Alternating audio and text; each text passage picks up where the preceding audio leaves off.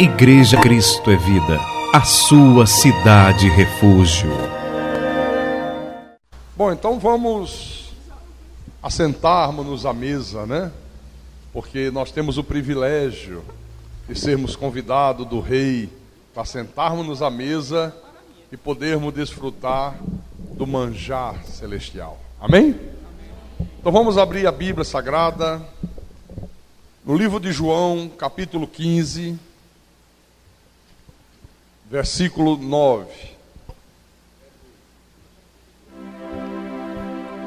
João, capítulo 15, versículo 9. Todo mundo achou? Todo mundo encontrou? E o tema da mensagem é que vos ameis uns aos outros.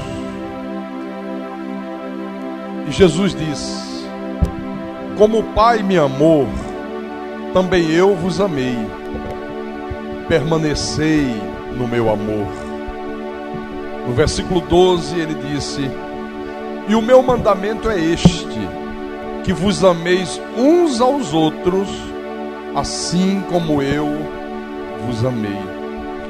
No versículo 17 ele repete: e isto vos mando, que vos ameis uns aos outros. Vamos orar para que o Espírito de Deus nos dê discernimento, nos faça entender essa palavra. Oremos ao nosso Deus agora. Às vezes calo para ouvir a voz de Deus, então medito para ouvir a sua voz. Com sutileza tocas no meu coração, e grande paz passo a sentir. Sinto emoção, ouvir tua voz quando me exortas, se é preciso. Ouvir tua voz quando me diz que sou contigo. Ouvir tua voz quando me ensinas o que preciso, me faz sentir cada vez mais que sou teu filho. Ah, Senhor Jesus Cristo, nosso Deus e nosso Pai, e aqui estamos nós reunidos, a tua igreja, os teus filhos amados, aqueles que em amor o Senhor predestinou para o Senhor mesmo, aqueles cujos nomes estão arrolados nos céus, inscritos no livro da vida, desde antes da fundação do mundo. As ovelhas que ouvem a tua voz e obedecem, ouvem a tua voz e se submetem, ouvem a tua voz e acreditam e creem e abraçam a tua verdade. E queremos nessa noite de quarta-feira, meu Pai, ouvir mais uma vez a voz do bom pastor, aquela voz que nos ensina, porque nenhuma outra voz tem o poder de nos ensinar, a não ser a voz do teu Espírito Santo, quando ela fala no íntimo da nossa alma, quando ela fala no mais profundo do nosso ser. E é esta voz que nós queremos ouvir agora, meu Pai. Fala ao nosso espírito, fala com o teu povo, fala com os teus escolhidos, teus pequeninos. Usa-me como teu pastor, como teu servo. Dá-me a capacidade para que eu possa, Senhor, explanar a tua palavra, mas explanar a tua palavra com a mais absoluta verdade, para que o teu nome seja glorificado. Eu te peço em nome de Jesus, em nome do Senhor, e que todos aqueles que creem digam amém, amém e amém. Diga graças a Deus.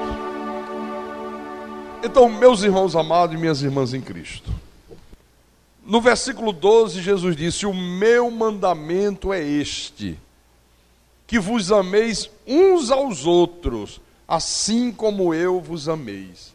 Olha, esse é um dos mandamentos que as pessoas mais acham dificuldade de cumprir.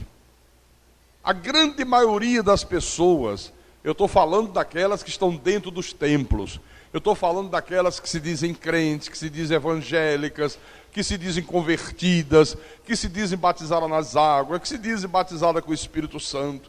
Eu estou falando disso. Esse é o mandamento que elas mais acham difícil de cumprir.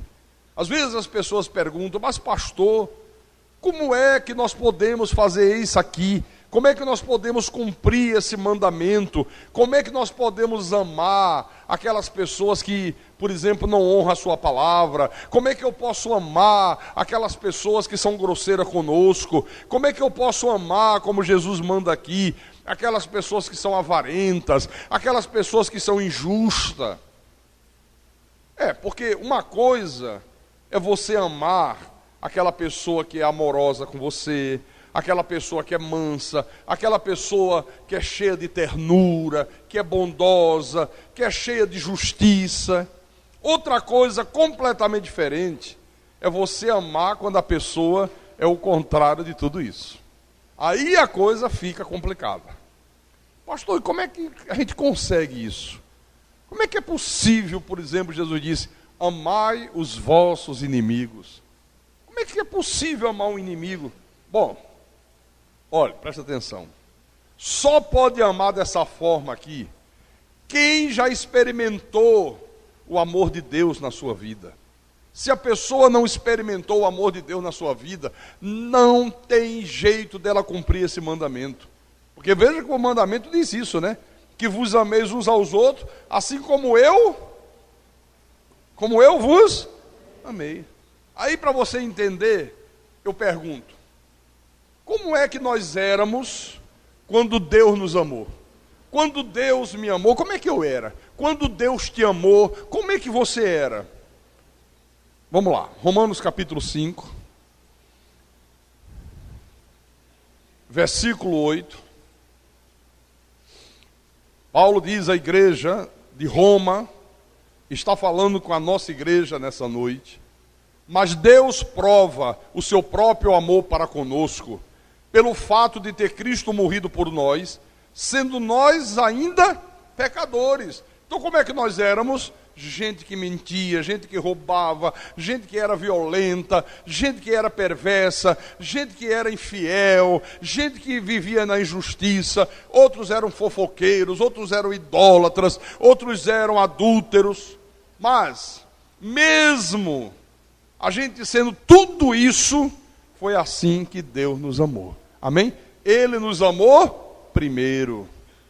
Às vezes a pessoa diz assim: pastor, olha, eu tenho muita dificuldade para tolerar, por exemplo, os meus parentes que são fofoqueiros, que são ingratos, que são injustos. Olha, eu confesso ao Senhor, pastor, que eu tenho imensa dificuldade de amar essas pessoas.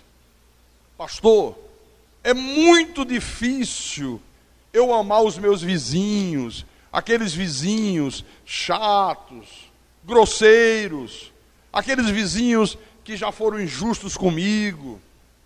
Olha, é fácil você amar, se você já experimentou o amor de Deus.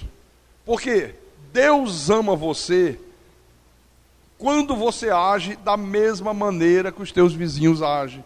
Deus ama você quando você age da mesma maneira que os teus parentes agem. Quer ver uma coisa? Abra no livro de Lucas, capítulo 6, versículo 35. Jesus disse assim: amai, porém, os vossos inimigos, fazei o bem e emprestai, sem esperar nenhuma paga.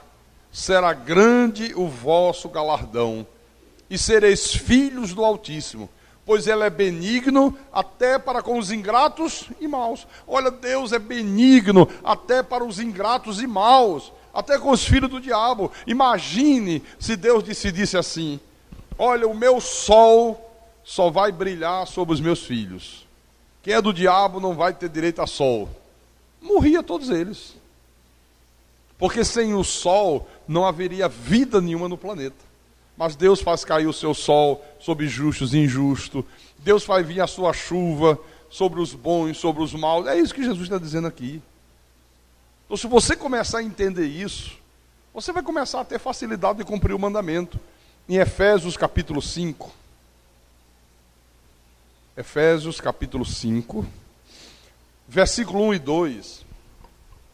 A palavra diz assim: sede, pois, imitadores de Deus como filhos amados, e andai em amor, como também Cristo nos amou, e se entregou a si mesmo por nós, como oferta e sacrifício a Deus em aroma suave.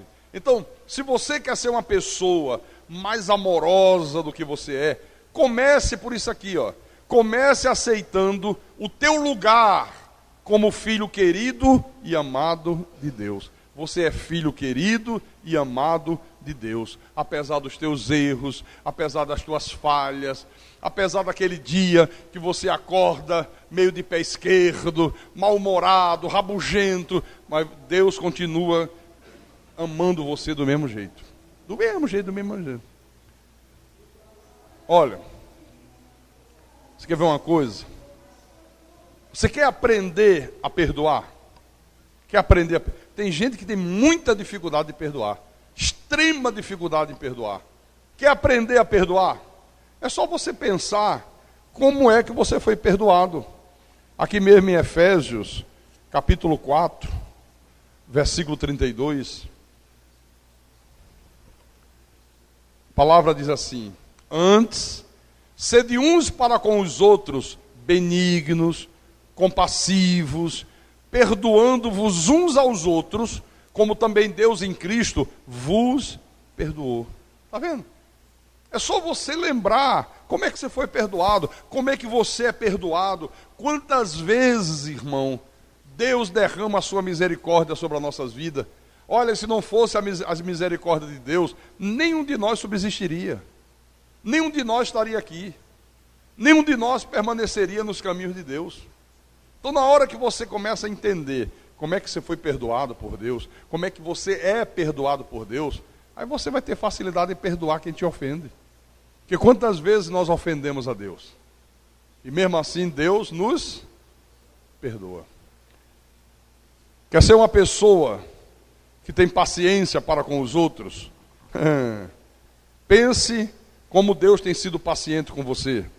2 de Pedro, capítulo 3, versículo 9.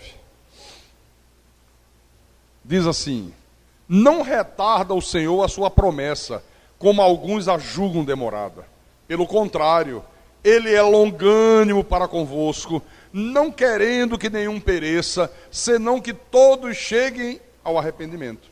Quer dizer, Deus é o quê? Longânimo para conosco. Deus é paciente para conosco. Então, se nós mesmos não tivéssemos recebido de Deus amor, bondade, paciência, perdão, como é que nós poderíamos conceder essas coisas aos outros, hein? Só consegue conceder amor, só consegue manifestar perdão, só consegue manifestar paciência quem tem recebido de Deus essas coisas aqui. Essas coisas, irmãos, elas não vêm para a nossa vida, sabe? Por você viver uma vida religiosa, por você frequentar uma religião, por você frequentar um culto. Não. Essas coisas, elas só vêm para as nossas vidas quando nós a experimentamos de Deus. Se você não experimentar de Deus, você nunca vai conseguir transmitir isso para outra pessoa. Não tem jeito mesmo. Sem experimentar o amor de Deus, aquele amor que às vezes é tão necessário para salvar um casamento, não vai existir no teu coração. Se você não experimentar esse amor de Deus, aquele amor que às vezes é absolutamente necessário para você manter uma amizade, não vai existir na tua vida. Irmãos amados, o amor para amar o inimigo nunca vai estar dentro do meu coração se eu primeiramente não receber o amor de Deus. Não tem jeito, não adianta. Se eu não receber de Deus esse amor, aquele amor que eu tenho que ter para poder perdoar aquela pessoa que me ofende, nunca vai existir na minha vida. Não tem jeito. Eu posso frequentar cultos, eu posso ler Bíblia, eu posso cantar hino de louvor. Se eu não tiver tido uma experiência pessoal com Jesus Cristo, eu nunca vou conseguir manifestar isso aqui. Por isso que eu digo, olha, não adianta dizer para as pessoas, amem uns aos outros, seja gentio. Se elas não tiverem experimentado tudo isso da parte de Deus na vida delas, não adianta você mandar ser misericordiosa, que ela não vai ser misericordiosa. Não adianta você mandar a pessoa ser bondosa, que ela não vai ser bondosa. Olha como Jesus diz isso. Primeira Epístola de João,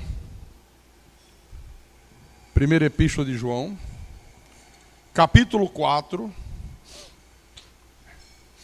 Vamos ler o versículo 9 e o versículo 10. Diz assim: nisto se manifestou o amor de Deus em nós, em haver Deus enviado o seu Filho unigênito ao mundo para vivermos por meio dele. Nisto consiste o amor, não em que nós tenhamos amado a Deus, mas em que ele nos amou e enviou o seu Filho como propiciação pelos nossos pecados. Então, a fonte que vai nos capacitar a amar ao próximo é o amor com que Deus nos amou. Essa é a fonte, irmão. Não tem outra, está aqui. Uma vez que nós provamos o amor de Deus, olha, aí nós vamos poder amar uns aos outros. Aí eu posso amar o inimigo, eu posso amar aquela pessoa que é antipática, eu posso amar aquela pessoa que comete um pecado, comete um erro, eu posso amar aquela pessoa que foi injusta comigo, uma vez que eu provei o amor de Deus na minha vida. Se não tiver provado, não vou conseguir nunca. Versículo 11.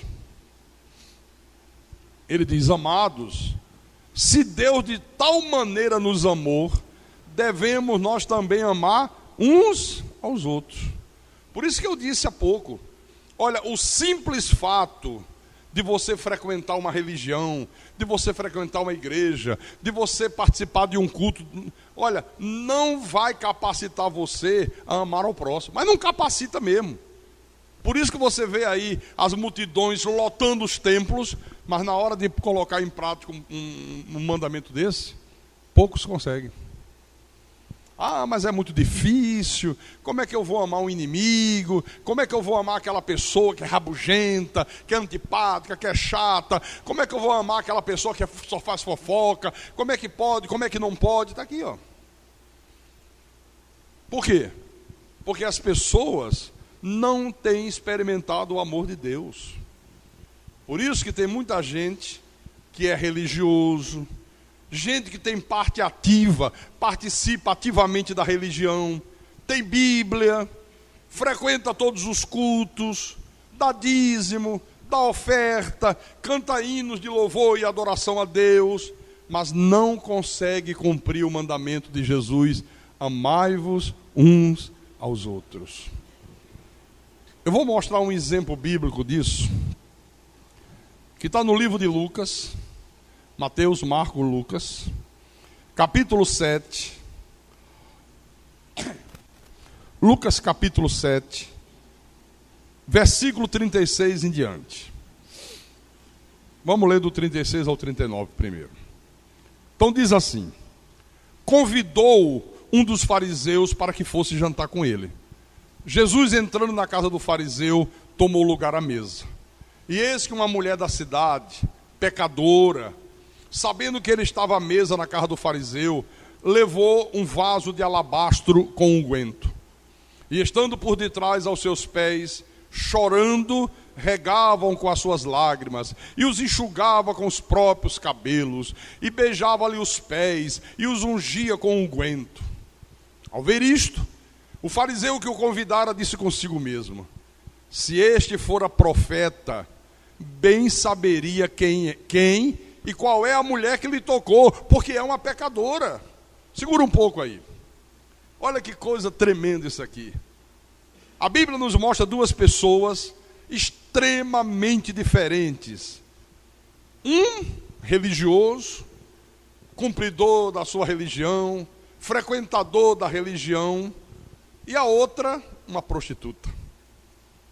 Simão, formado em teologia, pastor dos fariseus, uma tremenda autoridade eclesiástica. Do outro lado, uma mulher de vida fácil, uma mulher completamente repudiada pela sociedade, uma prostituta. Olha o antagonismo entre essas duas pessoas. Mas eu quero dizer para você o seguinte: se nessa época aqui fosse feito um pedido a todos os moradores de Israel para escolher qual dessas duas pessoas aqui era a mais espiritual, toda a população de Israel escolheria Simão. Ninguém titubearia. Todos iam escolher Simão. Claro, todos, exceto Jesus. Porque Jesus conhecia os dois. E Jesus escolheu a mulher pecadora. Jesus escolhe a mulher e ele diz ao tal de Simão qual foi o motivo da sua escolha.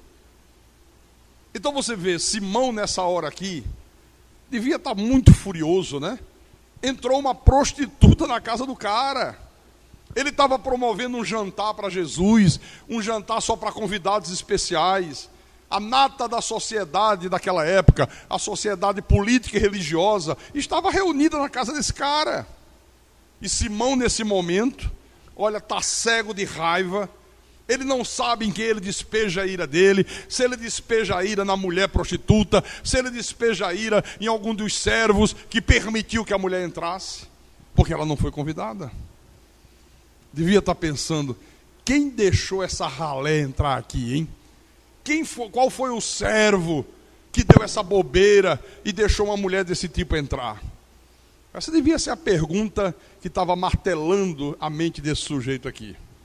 Agora veja que nesse momento de fúria, ele vai em seus pensamentos e começa a censurar Jesus. Leia outra vez o versículo 39. Ao ver isto, o fariseu que o convidara disse consigo mesmo. Ele pensou com ele mesmo. Se este fora profeta, se esse Jesus fosse um profeta, claro que ele saberia quem é essa mulher. Claro que ele saberia que ela é uma prostituta. Claro que ele saberia que ela é uma mulher de má fama na sociedade. Ele não permitiria que ela ficasse ajoelhada aos seus pés. Deixa eu dizer uma coisa para você. Olha, a primeira lição que Simão aprendeu nesse episódio, e que serve para mim e para você também hoje, é que Deus lê os nossos pensamentos. Deus ouve os nossos pensamentos. Se você não quer que Deus ouça o teu pensamento, não pense. Porque se você pensar, Deus já ouviu. Deus já captou. Davi falou isso de uma maneira espetacular. No Salmo 139. Marque aí na tua Bíblia. Salmo 139, versículo 1 e 2. Davi disse: Senhor, tu me sondas e me conheces. Sabes quando me assento e quando me levanto. De longe penetras os meus pensamentos. Aí no versículo 4. Ainda a palavra não me chegou à língua, e tu, Senhor, já a conhece toda. Como é que pode, antes da palavra chegar aqui na língua, Deus já conheceu o que você vai falar? Porque antes de você falar, você primeiro pensa no que vai falar. Primeiro começa aqui dentro, no cérebro. O pensamento se traduz em palavra. Aqui, ó. Então, Jesus leu os pensamentos de Simão e começa a desmascarar a sua religiosidade estéril, aquela religiosidade infrutuosa, que é a religiosidade que muita gente vive nos dias de hoje. Uma religiosidade estéril. Ele começa a desmascarar. Vamos voltar lá. Lucas capítulo 7, versículo 40 em diante. Dirigiu-se Jesus ao fariseu e lhe disse: Simão, olha, eu tenho uma coisa para te dizer. Ele respondeu: diga, mestre. Certo credor tinha 2 devedores. Um lhe devia 500 denários e o outro 50. Não tendo nenhum dos 2 com que pagar, perdoou-lhe a ambos. Qual deles, portanto, o amará mais? Aí o tal de Simão respondeu: bom, eu suponho que aquele a quem mais perdoou. Aí Jesus disse: muito bem, respondesse perfeitamente. E voltando-se para a mulher, disse a Simão: vês esta mulher? Entrei em tua casa e não me deste água para os pés. Esta, porém, regou os meus pés com lágrimas e os enxugou com os seus cabelos. Não me deste ósculo. Ela, entretanto, desde que entrei, não cessa de me beijar os pés. Não me ungiste a cabeça com óleo, mas esta com bálsamo ungiu os meus pés. Por isso eu te digo, perdoados-lhes são os seus muitos pecados, porque ela muito amou, mas aquele a quem pouco se perdoa, pouco ama. Deixa eu explicar isso aqui. Simão convidou Jesus para ir jantar na casa dele. Jesus foi. Só que quando Jesus chega, ele trata Jesus como se Jesus fosse uma visita indesejável. Nenhuma gentileza, nenhum gesto de carinho, nenhum beijo de saudação. Sabe aquela coisa, você convida alguém, vai na tua casa, a pessoa chega, você recebe com um abraço, você aperta a mão, você dá um beijinho de saudação, seja bem-vindo, não é? Nem isso ele fez. Não lavou os pés de Jesus, como era um costume daquela época, porque as pessoas andavam com aquelas sandálias de couro, e as ruas e as estradas eram todas empoeiradas, porque eram ruas de barro. Então era comum, quando você recebia alguém na tua casa, a primeira coisa, você saudava a pessoa, dava um beijo de saudação, um ósculo santo, e já providenciava uma bacia com água, para a pessoa lavar os pés e tirar aquele barro que ficava impregnado. Nem isso o cara fez. Agora veja, a mulher prostituta, a mulher que não tinha nenhum valor para aquela sociedade, fez tudo que o tal de Simão não fez. Ela não foi convidada para a festa, ela não tinha uma posição de destaque na sociedade, pelo contrário, para aquela sociedade, esta mulher não tinha nenhum valor, mas nenhum valor mesmo. Mas veja que a opinião que as pessoas tinham a respeito dela não impediu dela se aproximar de Jesus. Não impediu. Até porque não foi por causa daquelas pessoas que estavam na casa de Simão que ela foi àquela festa. Ela foi até lá, mesmo como penetra, por causa do Senhor Jesus Cristo. Então a mulher chega, ela encosta o seu rosto nos pés de Jesus, cheio de poeira. Os pés de Jesus não estavam limpos. Ela não levou água para lavar os pés de Jesus, mas ela lavou os pés de Jesus com as suas lágrimas. A mulher começou a chorar copiosamente. Ela não tinha uma toalha para enxugar os pés de Jesus. Ela disse: não tem problema, eu vou enxugar com os meus próprios cabelos. O tal de Simão, religioso, autoridade eclesiástica, conhecedor das escrituras judaicas, não deu nenhum beijo de boas-vindas. A mulher prostituta não cessava de beijar os pés de Jesus. Olha o contraste. Mas não satisfeita, logo em seguida, ela abre um vidro de perfume, talvez a única coisa de valor que essa mulher possuía. Ela derrama esse bálsamo nos pés do Senhor e começa a massagear os pés de Jesus Cristo. Agora veja a ironia disso aqui. De todas as pessoas que estavam ali presentes, a mais indicada, pelo menos humanamente falando, para demonstrar esse amor para com o Senhor Jesus, era Simão. Humanamente falando. Não era ele o reverendo? Não era ele a autoridade eclesiástica? Não era ele o pastor dos fariseus? Não era ele o estudioso das escrituras? Era. Então, aos olhos humanos, ele era a pessoa mais indicada para demonstrar esse amor. No entanto, o cara demonstra frieza e indiferença. Por outro lado, talvez essa mulher aqui fosse a pessoa menos indicada para demonstrar esse tipo de amor. Porque essa mulher aqui era a prostituta da cidade, era a dama da noite, era a mulher sem escrúpulos, era a mulher de vida fácil. Mas, no entanto, irmãos, é justamente essa mulher que demonstra um amor profundo, um amor verdadeiro para com o Senhor Jesus Cristo. Que ironia! Como é que nós podemos explicar a diferença entre essas duas pessoas? Será que era por causa da religiosidade? Será que era por causa do conhecimento bíblico? Será que era por causa da prática, as obras da lei? Não. Porque nesse aspecto, Simão ganhava dessa mulher de goleada. Ela não frequentava igreja, ela não lia escritura nenhuma, ela não estudava Bíblia nenhuma, ela era uma prostituta. Mas olha, há uma área que essa mulher aqui deixava esse tal de Simão para trás. Essa mulher prostituta, ela descobriu uma coisa que Simão, mesmo sendo um líder religioso, mesmo vivendo na prática da sua religião, nunca descobriu. Qual foi essa coisa? O amor de Deus. O amor de Deus. Como é que essa mulher deve ter experimentado o amor de Deus? Bom, a Bíblia não diz aqui. Talvez pessoas tenham falado para ela de Jesus curando os leprosos. Talvez tenham falado para essa mulher de como Jesus foi misericordioso com aquela viúva de Naim. Talvez tenham falado para essa mulher de como é que Jesus transformava pessoas de vida errada, cobradores de imposto desonesto, em discípulos cheios de amor e bondade e santidade de Deus. Quem sabe? A Bíblia não diz. Mas ela experimentou esse amor de Deus. Não tem nenhuma dúvida, viu, Sebastião? Experimentou mesmo. Mas a verdade é que ela chega ali na casa de Simão, cheia de amor pelo Senhor Jesus Cristo, sabe? Cheia de amor, cheia de vontade, sabe, de amar ao Senhor Jesus Cristo. Simão não sabe o que é amar.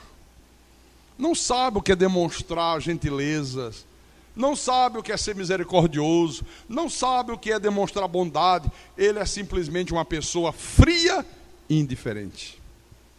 Como são frios e indiferentes a maioria das pessoas que hoje vivem dentro das religiões. Como são frias e indiferentes a maioria das pessoas que se dizem hoje evangélicas, que se dizem hoje crentes em Jesus Cristo. Porque as pessoas, elas têm um encontro com a religião, mas elas não têm um encontro com esse Deus de amor. Elas nunca experimentam o amor de Deus. Esse é que é o drama. É como esse cara aqui. Ele teve um encontro com a religião dos fariseus, teve. Mas ele nunca teve um encontro verdadeiro com o Deus de amor. Amém? Entenderam isso? Compreenderam? Agora, eu quero mostrar um outro exemplo. Só que esse é um exemplo de amor ao próximo. Esse aí foi um exemplo de amor a Deus, né? Olha, mas eu quero mostrar um exemplo de um amor ao próximo. Abra lá no Velho Testamento, em 2 de Samuel. 2 de Samuel, capítulo 4. Versículo 4. Esse é outro exemplo espetacular. Diz assim: Jonatas, filho de Saul, tinha um filho aleijado dos pés. Era da idade de 5 anos, quando de Jezreel chegaram as notícias da morte de Saul e de Jonatas. Então sua ama o tomou e fugiu. Sucedeu que, apressando-se ela a fugir, ele caiu e ficou manco. Seu nome era Mefibosete. Deixa eu explicar isso aqui. Mefibosete era filho de Jonatas e neto de Saul. Agora veja, uma vez que Saul e os seus filhos estavam mortos, o trono de Israel estava absolutamente livre para ser ocupado por Davi, porque Deus já havia escolhido Davi como sucessor de Saul. Agora o problema é que nesse tempo aqui, era absolutamente normal, quando o novo rei assumia o trono, ele exterminava toda a família do rei que havia morrido. Isso era uma tradição dessa época. É claro e evidente que Davi, como homem de Deus, não tinha nenhuma intenção de fazer isso. Ele não tinha nenhuma intenção de assumir o reino e exterminar toda a família de Saul que existisse. Só que a família de Saul não sabia disso. A família de Saul não sabia que Davi não estava disposto a cumprir essa tradição. E por causa disso é que eles fugiram apressadamente. E a preocupação maior que eles tinham nessa fuga era com quem? Com Mefibosete. Por quê, pastor? Mefibosete tinha apenas 5 anos. Mas com a morte do avô, com a morte dos tios, ele era o herdeiro natural, pela carne, do trono de Saul. Então, se Davi tivesse de fato a intenção de matar todos os herdeiros de Saul, quem é que seria o primeiro a ser morto? Mefibosete. Por isso que a babá disse: caramba, o rei morreu. Davi vai assumir o trono. E é tradição o novo rei exterminar toda a família do rei que morreu, para não existir nenhum herdeiro. Então, a primeira pessoa que ele vai querer matar vai ser Mefibosete. A babá pegou o menino de 5 anos, saiu correndo, tropeça, o menino cai, e por causa dessa queda, ele fica aleijado dos 2 pés. Irmãos, durante 20 anos, Mefibosete viveu distante do rei, com medo do rei fazer aquilo que todos os reis faziam. Mas enquanto isso, o reino de Davi crescia, a extensão territorial de Israel aumentou 10 vezes mais, o povo era extremamente grato a Davi, mas o grande rei Davi, o grande rei de Israel, nunca esqueceu uma promessa que ele havia feito a Jonatas, o pai de Mefibosete. Que promessa foi essa, pastor? Segura aí e venha em 1 de Samuel, capítulo 20. 1 de Samuel, capítulo 20. Versículo 15 e 16. Diz assim. Vamos ler o 14 e o 15. 14 e 15. Jonatas disse assim a Davi: se eu então ainda viver, porventura não usarás para comigo da bondade do Senhor, para que não morra? Ele disse: olha, se de repente os teus inimigos morrerem, meu pai morrer, você assumir o rei, por acaso você não vai usar da bondade do Senhor para comigo? Para que eu não morra, para que você não me mate, como são todos os reis fazerem? Nem tampouco cortarás jamais da minha casa a tua bondade, nem ainda quando o Senhor desarraigar da terra todos os inimigos de Davi. Quer dizer, quando Jonatas descobriu que o pai dele, o rei Saul, queria matar Davi de toda forma e maneira, esse rapaz, que era muito amigo de Davi, que tinha uma amizade verdadeira, uma amizade sincera por Davi, ele fez o possível e o impossível para salvar Davi das mãos do pai dele, do rei Saul. Olha, a única coisa que ele pediu ao amigo foi que ele usasse de bondade com a sua casa. Se você amanhã for o rei, use de bondade com a minha família. Seja misericordioso, seja bondoso. Agora imagine aí na tua mente, irmãos, muitos anos depois, Davi, já um rei vitorioso, já um rei consagrado, aplaudido por todo o povo de Israel. Imagine Davi imaginando, refletindo sobre tudo aquilo que Jonatas havia feito por ele. Imagine Davi pensando: puxa vida, hoje eu sou o rei que eu sou, olha, todo o povo me aplaude, eu sou vitorioso, eu sou bem sucedido. Puxa, se Jonatas não tivesse muitas vezes me livrado da morte, eu não estaria aqui hoje como rei, eu não estaria ocupando o trono. Quer dizer, eu imagino que esses pensamentos de gratidão se faziam presente na mente de Davi. E talvez, nesses momentos de reflexão, Davi tenha sido levado a perguntar a alguém se ainda havia alguém da família de Saul vivo. Por isso, olha, lá em 2 de Samuel, volte lá. 2 de Samuel, capítulo 9, versículo 1. Talvez num desses dias que ele reflexionava, que ele pensava no que Jonatas fez por ele, como é que salvou a sua vida, como é que ficou contra o próprio pai para livrar Davi de uma injustiça, né? Talvez num desses dias Davi disse, puxa vida, deixa eu perguntar se ainda tem alguém vivo. Disse Davi, resta ainda porventura alguém da casa de Saul, para que eu use de bondade para com ele, por amor de Jonatas? Olha que eu acho isso aqui maravilhoso, irmãos. Olha, deixa eu dizer uma coisa para você, Igreja de Jesus Cristo. Toda pessoa que já experimentou a graça de Deus na sua vida, ela sempre vai gostar de fazer perguntas desse tipo aqui. Será que existe alguma coisa que eu possa fazer por alguém?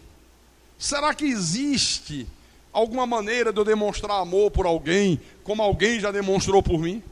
Será que eu posso estender a mão para alguém, como alguém um dia estendeu a mão para mim? Se a pessoa já experimentou a graça de Deus, se a pessoa já experimentou o amor de Deus, se a pessoa já experimentou o perdão de Deus, ela sempre vai querer fazer esse tipo de pergunta. Então você vê que Davi, no momento de dificuldade, foi ajudado por Jonatas. E agora, ele queria fazer o mesmo por alguém. Pessoal, um dia eu passei um aperto. Um dia o rei Saul queria arrancar meu pescoço a qualquer preço. Queria me passar a fio de espada. E alguém me ajudou. Alguém correu risco. Alguém arriscou a própria vida por mim. Eu agora quero fazer isso por alguém. Eu agora quero ajudar alguém. Aí no versículo 2, havia um servo na casa de Saul, cujo nome era Ziba. Chamaram-no que viesse a Davi. E o rei perguntou, és tu Ziba? Ele respondeu, eu mesmo, teu servo. Aí o rei disse, não há ainda alguém da casa de Saul para que eu use da bondade de Deus para com ele? Então Ziba respondeu ao rei, ainda há um filho de Jonatas, aleijado de ambos os pés. E onde está? Davi perguntou. E Ziba respondeu, está na casa de Maqui, filho de Amiel, em Lodebar. Olha só, interessante, né? Bastou uma frase para Davi perceber que o problema que esse rapaz tinha era maior do que o que ele imaginava. Olha, tem alguém sim, tem um filho de Jonatas, só que ele é aleijado dos 2 pés. Bastou essa frase. Davi podia ter perguntado assim, puxa vida, não tem outra pessoa que não seja aleijado para que eu possa ajudar? Não tem uma outra pessoa que não seja deficiente? Porque ele poderia ter pensado assim, olha, não vai pegar bem eu ter um aleijado do meu palácio. Não vai pegar bem uma coisa dessa. Esse rapaz, ele não consegue se locomover, ele precisa da ajuda de terceiros. Esse rapaz, como é que eu vou poder usar ele em alguma coisa? Como é que eu vou poder dar um cargo no meu reinado se ele é aleijado dos 2 pés? Não é um rapaz que tem educação, ele não tem especialização em nenhum ramo.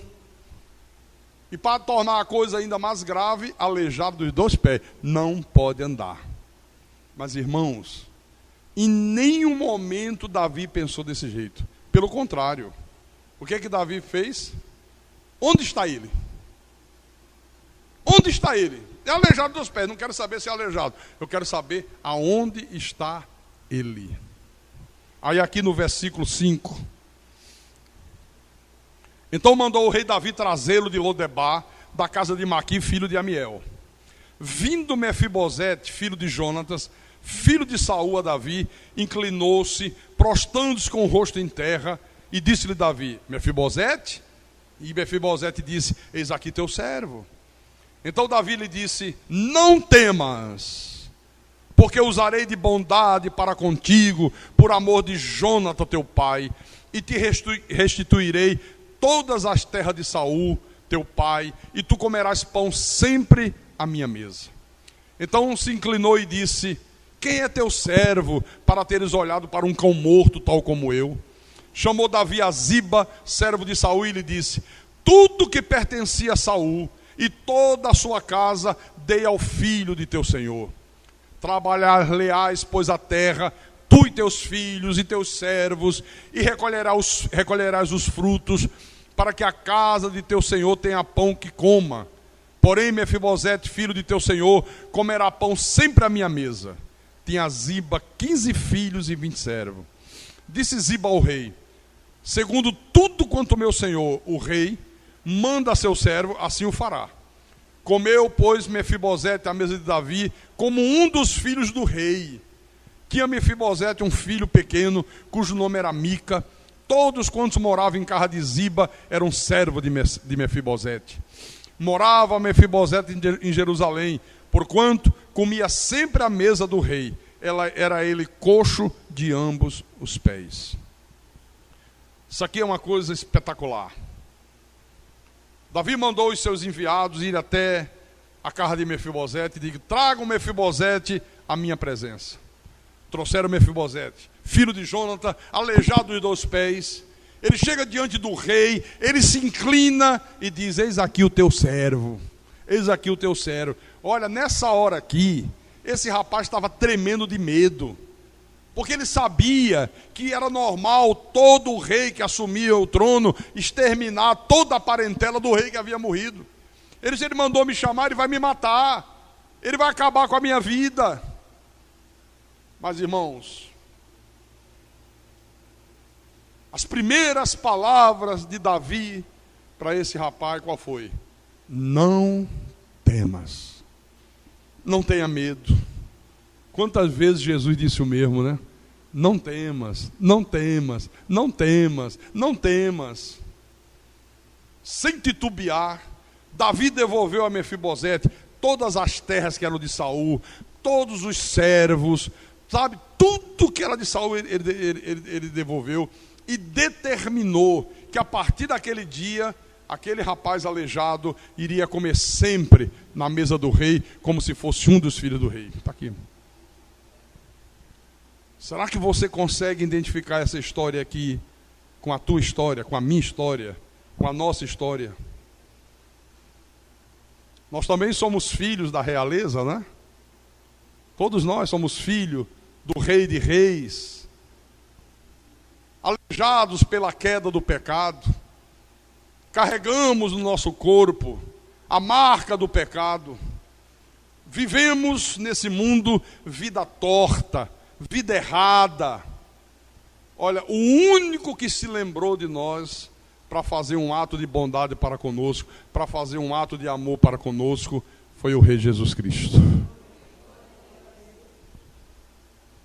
Só Jesus.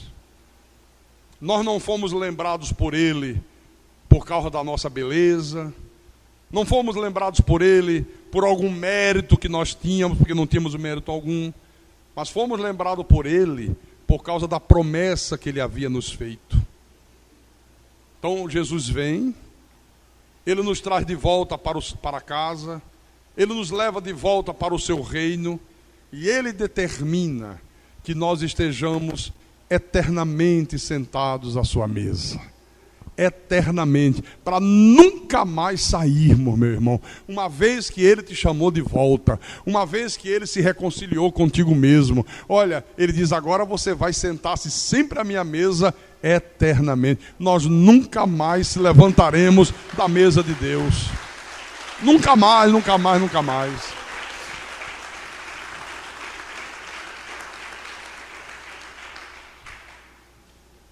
Só quem experimentou este amor é que pode dar este amor. Se você nunca experimentou o amor de Deus por você, você nunca vai amar o teu próximo. Você nunca vai amar ninguém nesse mundo. Você pode até dizer que ama, como todo mundo diz, mas é um amor fingido, é um amor hipócrita, às vezes um amor interesseiro, né? Mas o amor verdadeiro de Deus, nunca, nunca, nunca. Para a gente terminar, eu quero nesse final da mensagem que você faça um teste para ver como você está.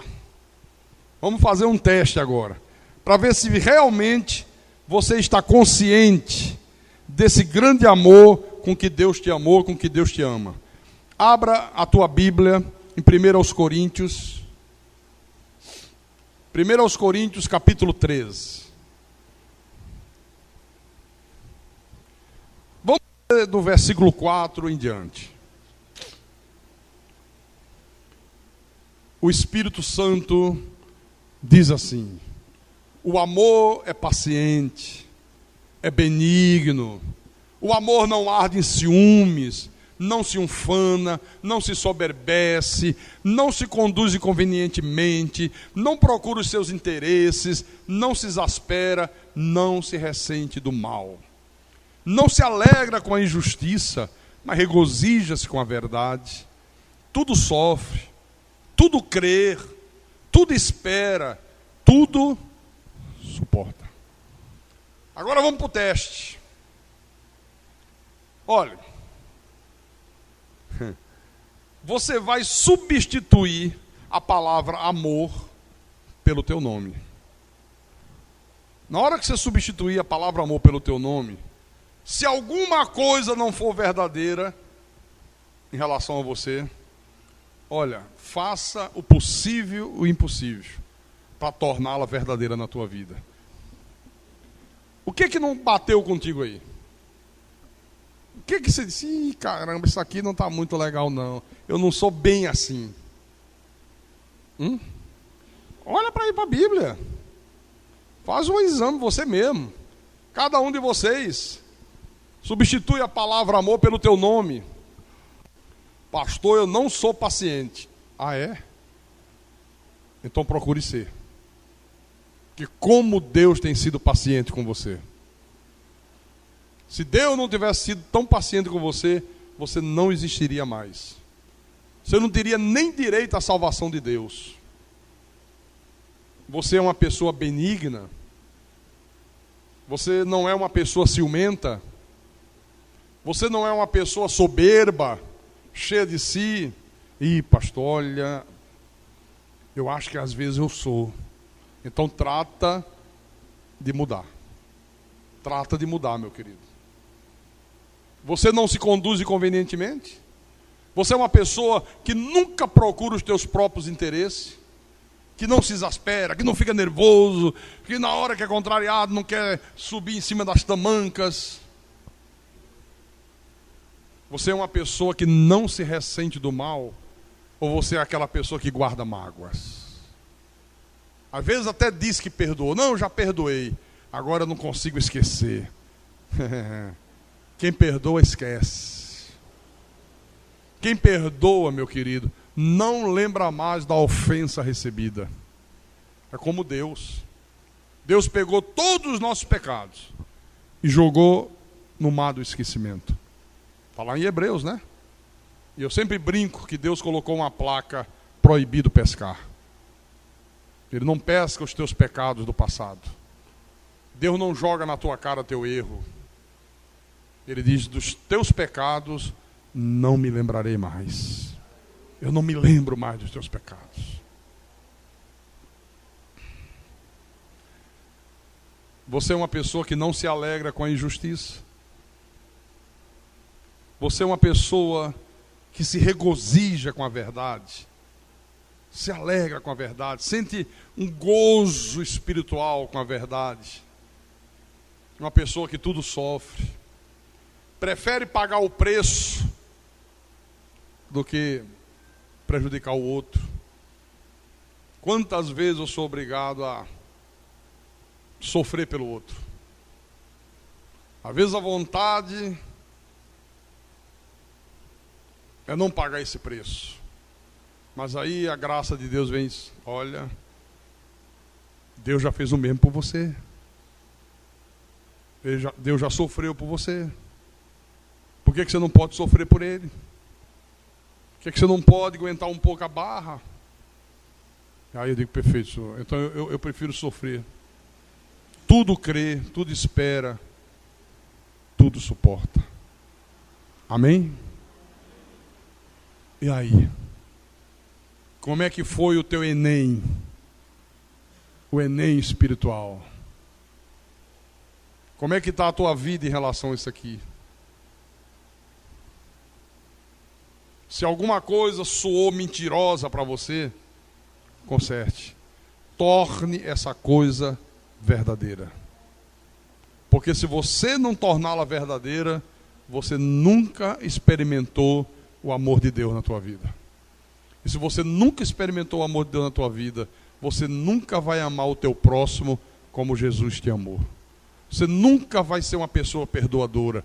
Você nunca vai ser uma pessoa misericordiosa. Você nunca vai ser uma pessoa bondosa. Você nunca vai amar os teus inimigos. Você vai ser apenas e tão somente um hipócrita no meio do povo de Deus. E quem tem ouvidos para ouvir, que ouça o que o Espírito falou à igreja nessa noite, em nome de Jesus Cristo e para a glória do Todo-Poderoso. Louvado seja o nome de Jesus Cristo. Aleluia.